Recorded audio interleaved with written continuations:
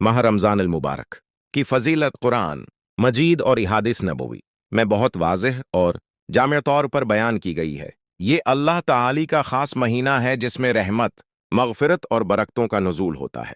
कुरान मजीद में रमज़ान की फ़ज़ीलत अल्लाह ताली ने फरमाया, शहरु रमज़ान अल्लज़ी उन्ज़िल फ़ीह अल-कुरान हुदा लिन्नास व बय्यिनतिन मिनल हुदा वल फ़ुरक़ान। सूरह अल-बक़रा 185। तर्जुमा: रमज़ान का महीना वो है जिसमें कुरान नाजिल किया गया जो लोगों के लिए हदायत है और जिसमें हदायत की वाज़ेह निशानियां और हक़ व बातिल में फ़र्क करने वाला फ़ुरक़ान है। रमज़ान की सबसे बड़ी फ़ज़ीलत यह है कि इसी महीने में कुरान मजीद नाजिल हुआ जो इंसानियत के लिए हदायत का सरचश्मा है। उसी महीने में शब कदर भी है जिसकी फ़ज़ीलत कुरान में बयान की गई। लैलतुल क़द्र खैरुन मिन अल्फ़ि शहरिन। सूरह अल-क़द्र 3। तर्जुमा: शब कदर 1000 महीनों से बेहतर है।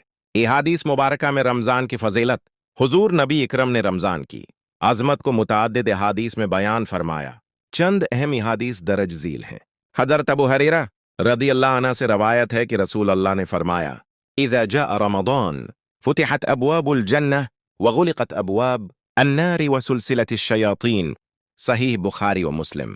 तर्जुमा: जब रमज़ान आता है तो जन्नत के दरवाजे खोल दिए जाते हैं, जहन्नम के दरवाजे बंद कर दिए जाते हैं और शैतानों को जंजीरों में जकड़ दिया जाता है।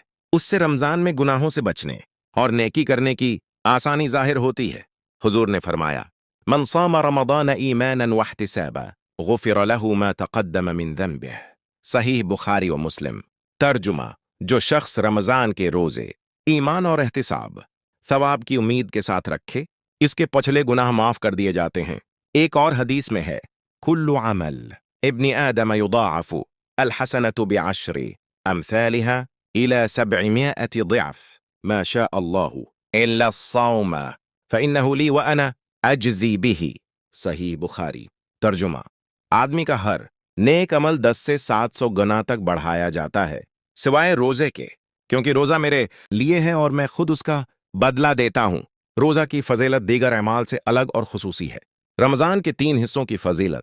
रमजान का पहला इशरा रहमत, दरमियाना मगफरत और आखिरी इशरा जहन्नम से नजात का है। यह महीना अल्लाह की तरफ से खास तहफा है जिसमें नेकियां, कथीर थवाब, गुनाहों की माफी, दुआओं की कबूलियत और तक़वी की तरबियत होती है।